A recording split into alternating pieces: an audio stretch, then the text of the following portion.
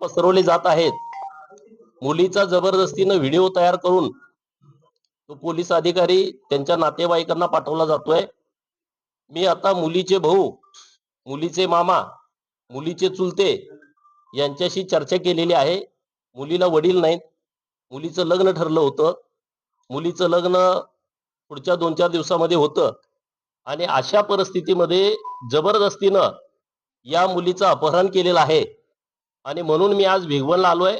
Bhigwan police स्टेशनला भेट देणार आहे आणि हिंदू समाज सर्व संतापलेला आहे. तो एकत्रित आलेला आहे आणि हिंदू जन आक्रोश मोर्चाचं आयोजन केलेलं आहे.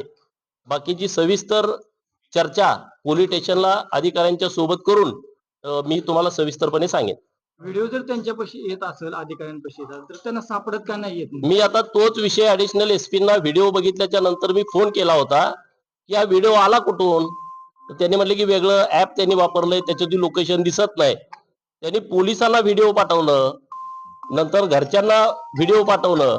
म्हणजे त्यांचं धाडस वाढलेलं आहे किंवा त्यांच्या पाठीमागे कुणीतरी आहे, या मुलाला वाचवण्याचा कुणीतरी प्रयत्न करतोय असा त्याचा अर्थ होतोय. त्याचे चुलते इथले गुंड आहेत, प्रचंड त्याची दहशत आहे, त्याच्यावरती अनेक गुन्हे आहेत. मागे हिंदू मुलींच्या अपहरणामध्ये पण तो आरोपी होता.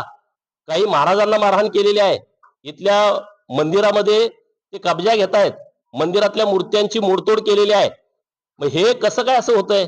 इतके दिवस का गप्प आहे पोलीस प्रशासन? वेगवेगळ्या गुन्ह्यामध्ये तो आरोपी आहे, माझ्याकडे लिस्ट आहे. इतक्या गुन्ह्यात जर तो आरोपी असेल तर त्याच्यावरती मोकांतर्गत कारवाई का नाही झाली?